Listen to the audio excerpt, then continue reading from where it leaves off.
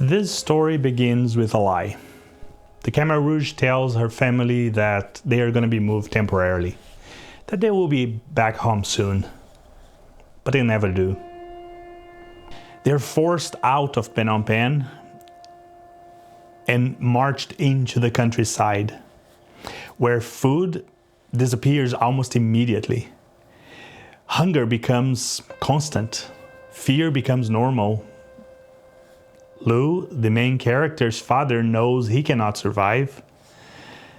His past as a government official makes him a target. So he leaves the family on purpose, walking away to protect them, fully aware that he is going to be killed. Her mother dies later from starvation and illness, slowly giving away what little food she has so her children might live. Then the separation begins. She's taken from her siblings, placed in labor camps, forced to work, starve, and stay silent.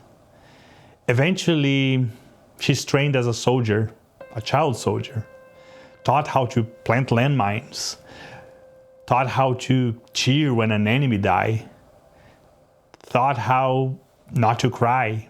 By the time the Vietnamese army overthrows the Khmer Rouge, survival no longer feels like freedom, it feels empty. She wanders through a country filled with corpses, orphan children, and families searching for ghosts. Many are gone forever. There's no revenge, no justice, no victory, only escape. And the quiet realization that surviving has permanently changed who she is. There are books you read, and there are books that follow you around afterwards, quietly changing how you hear the news, how you think about history, and how you understand words like survivor. First, They Killed My Father belongs firmly in the second kind.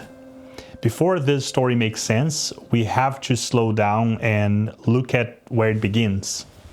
Cambodia is ancient in the way that humbles modern confidence. Long before the 20th century learned how to mechanize destruction, the Angkor Empire built cities larger than medieval London, engineered water systems that still astonish scientists, and carved gods into stone with terrifying patience. This was not peripheral place in history. It was a civilization that understood time, continuity, and meaning. And then, in less than 4 years, Cambodia became one of the quietest mass graves on Earth. Every society has its monsters. When people in the West are asked about the worst people in history, the answer comes quickly. One name dominates the imagination. His crimes are thought early, repeated often, reinforced through museums, films, and collective memory. He has become the universal shorthand for evil. But history does not work this way. Every society has its own monsters. Names that don't live comfortably in textbooks, but in family memories, in silence, in the way certain years are never discussed. In China, Mao Zedong is not an abstract revolutionary figure. For many families, his legacy is measured in hunger, in empty villages, in siblings who didn't survive the Great Leap forward. Tens of millions died in camps, slowly through starvation. In Central Africa, Leopold II is remembered not as a monarch, but as a system of terror. Under his private rule of the Congo Free State, forced labor, mutilation, and mass death were tools for profit. Hands were cut off. Villages just disappeared. The crime was not ideological passion, it was extraction. In Rwanda, the genocide of 1994, often condensed into dates and numbers, but it was neighbor against neighbor, fueled by propaganda and fear. Even figures like Kabanda represented only the administrative surface of a horror that was deeply personal and terrifyingly fast in Uganda. People vanished overnight. Survival became an exercise of invisibility. These figures are not interchangeable. Their crimes differ in scale and methods, but they share something deeply unsettling.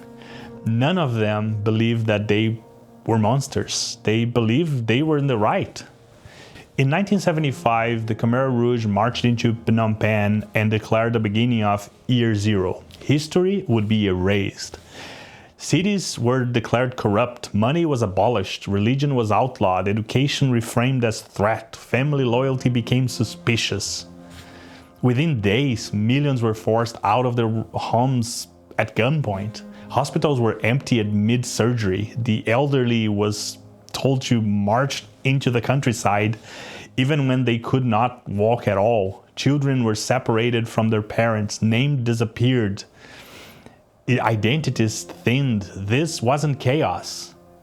It was administration under Pol Pot. The Khmer Rouge believed that Cambodia could be purified by subtraction. Remove memory, remove individuality, remove anyone who remembered life before the revolution. What remained was hunger, paranoia, and death. In under 4 years, roughly a quarter of the population died. Some were executed, many starved. Others worked themselves into collapse in rice fields that promised abundance and delivered nothing. Wearing glasses could mark you as an intellectual. Speaking a foreign language could be fatal. Remembering was dangerous. The horror was not theatrical. That is what makes it unbearable. This is the world entered by the main character, Loung Ung. Not a historian nor not a political thinker, but a 5-year-old kid. Her family was evacuated from Phnom Penh. Her father, once a government official, hid his education to keep them alive. Eventually, he was taken away and killed. Her childhood collapsed into labor camps, hunger, separation, and fear. So constant it became normal. She does not explain genocide. She survives it. That is why the book hurts it the way it does. Hunger isn't metaphorical. Fear isn't analyzed. Terror is something felt in the body, learned before language can catch up. They know when food disappears, when adults stop speaking freely, when love becomes something that has to be hidden. The title itself is devastating in its simplicity. First, they killed my father. Genocide always begins personally. This is a true story, not a fiction. Children were used as weapons. One of the most disturbing truths of the book is how the Khmer Rouge weaponized children. Children were indoctrinated, armed, and trained to spy on adults, loyalty to the Ankar, the faceless organization that replaced family, religion, and state, was demanded above all else. A child who reported a parent could be rewarded. A child who hesitated could be punished. When children become eyes of the state, trust collapses. Love becomes dangerous. Silence becomes survival. She endures, and her endurance is not cinematic, it's an adaptation. This is not a story about heroism. It is a story about what it costs to stay alive when the system is designed to erase you. Why did the world look away Cambodia's genocide? It didn't happen in isolation. Foreign colonialism, bombing campaigns, Cold War politics, and regional exhaustion all hollowed the country even before the Khmer Rouge ever took power. Even after the scale of the killings became undeniable, justice was delayed. Pol Pot lived for years without trial. Former Khmer Rouge officials were reintegrated into the political life. For survivors, this wasn't reconciliation, it was abandonment. Global memory is selective. Some atrocities become universal symbols. Others remain regional scars. Not because one matters more, but because power decides which stories circulates. Never again often stops at borders. In the end, survival is not healing. The most honest thing about how First They Killed My Father book ends is that it refuses closure.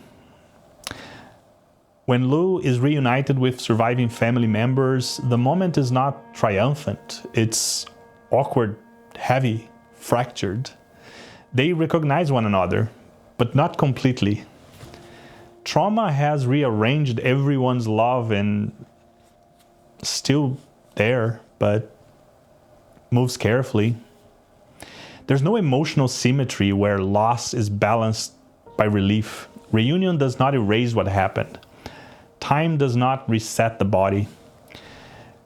When she later returns to Cambodia, the dissonance deepens. This is the land of her memories, but it does not feel like home. The past lives more vividly around her. Family members carry their own silence, their own guilt for surviving when others didn't.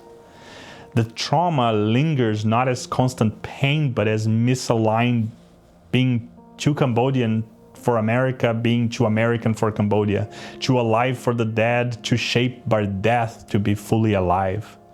The book ends in a way that trauma often does.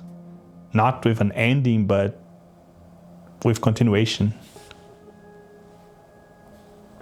Cambodia teaches us an uncomfortable lesson. Evil does not always announce itself as evil. Sometimes it arrives as purification, as simply as the promise to start over. Year Zero was not framed as a threat, it was framed as a dream. And dreams, when stripped of doubt, can justify anything. First They Killed My Father refuses abstraction. It reminds us that history's monsters are not confined to one continent, one ideology, or one century. Cambodia did not just lose lives, it lost trust. And rebuilding that trust between parents and children, neighbors and memory, may take longer than any trial, any memorial, or any revolution ever could. What survived did so quietly, and it asks something simple and devastating of us. To remember, not because remembering fixes the past, but because forgetting it makes room for a new Year Zero.